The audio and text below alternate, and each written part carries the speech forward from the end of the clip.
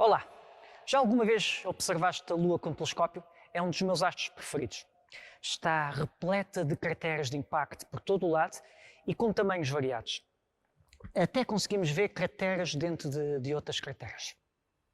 As crateras de impacto existem em todos os planetas rochosos, mas pela sua proximidade e com um pequeno telescópio só as conseguimos ver aqui da Terra. Mas há uma pergunta que se coloca. Sabes como foram feitas essas crateras de impacto? Talvez já tenhas ouvido falar de umas pedras que andam no espaço, que chamamos meteoritos, e que no passado caíram na Lua. Mas como podemos ter certeza? Para perceber como os cientistas sabem estas e outras coisas, temos que pensar como os cientistas. Vamos usar um dos métodos de trabalho que eles usam para demonstrar, por exemplo, que as crateras na Lua foram produzidas por grandes meteoritos. Primeiro, os cientistas observam atentamente a natureza. Neste processo, movidos pela curiosidade, surgem sempre inúmeras questões. Por que é que a Lua é redonda? Por que não a vemos sempre com o mesmo aspecto? E como foram feitas essas crateras de impacto? Tu terás também as tuas próprias questões, mas vamos tentar encontrar uma resposta aceitável a uma questão de cada vez. A nossa pergunta será: como foram feitas as crateras de impacto na Lua? Antes de encontrar possíveis respostas, que os cientistas chamam hipóteses, temos que conhecer melhor o que estamos a estudar. Como são as crateras? Qual o seu tamanho? Quantas vemos? As crateras são buracos aproximadamente circulares e que têm o rebordo saliente. Têm diferentes tamanhos. Existem grandes, médias e pequenas. Com um pequeno telescópio, conseguimos observar centenas delas. Algumas até têm raios concêntricos, como a que chamamos a cratera de Tycho.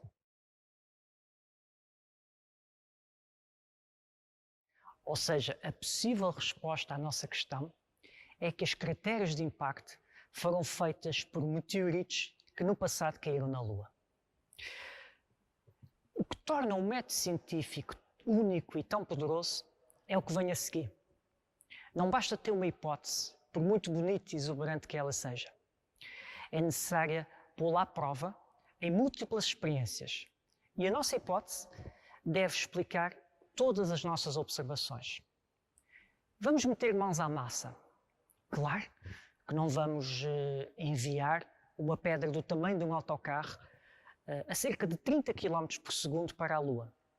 A nossa experiência será feita a uma escala reduzida. Usaremos uma pequena bacia com farinha, à qual vamos adicionar uma fina camada de canela para dar algum contraste.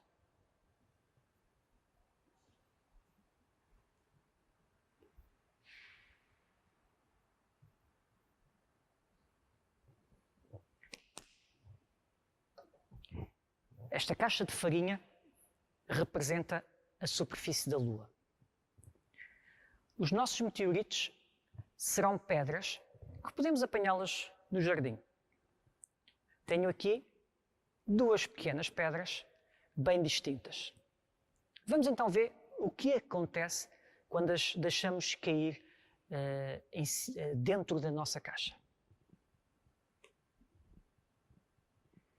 Vimos que foram feitas duas crateras de impacto, sensivelmente circulares, mas bem diferentes.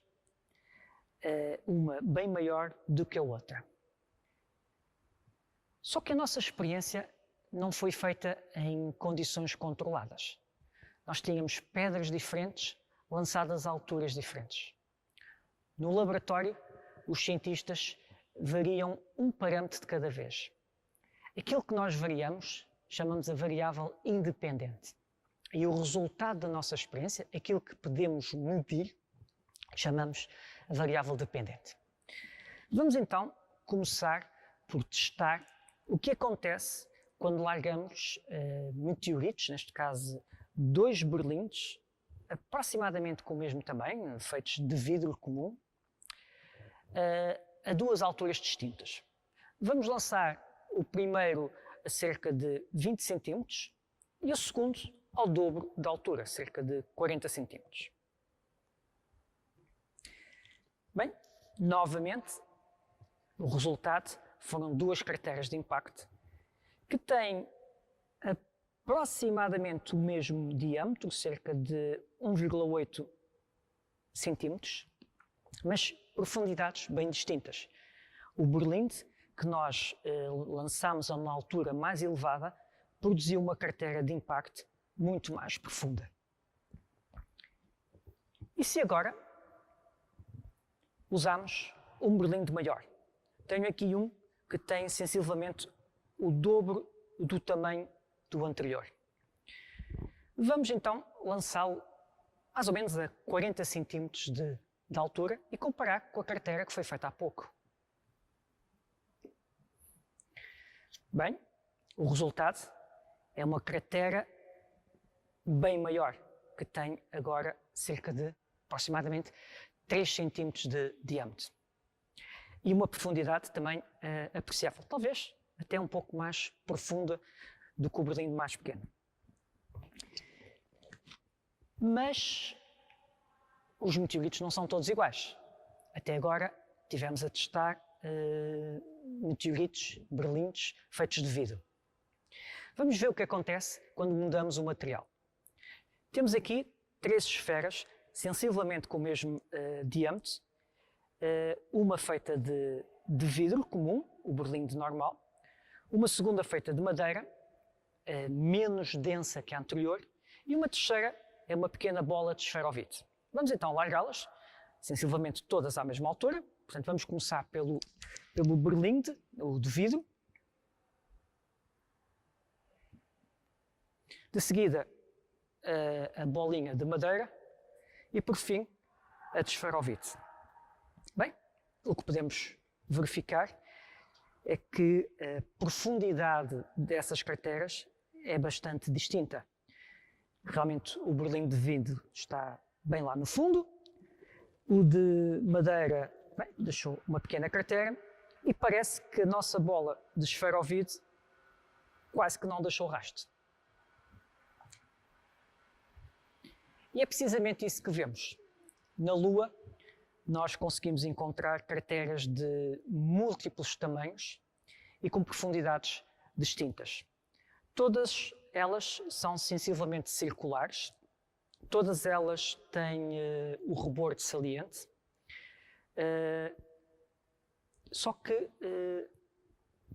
em algumas ainda conseguimos ver o rastro. Mas repara que, à medida que o tempo vai passando, até vamos perdendo os raios que apontam para o centro da cratera.